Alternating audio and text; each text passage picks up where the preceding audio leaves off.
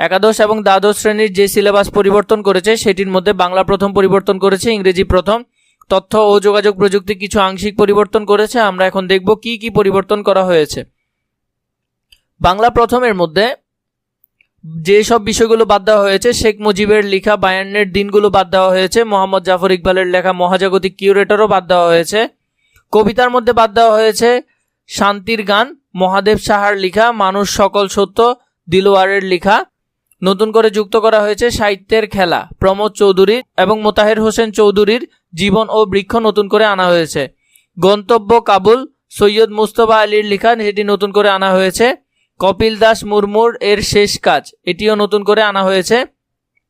শওকত আলী ঋতুর বরণ, এটি আনা হয়েছে। এরপরে হলো যে প্রত্যাবর্তনের লজ্জা, আল মাহমুদ, এটিও নতুন করে আনা হয়েছে। সাথে প্রমোদ চৌধুরীর বর্ষার পরিবর্তে আনা হয়েছে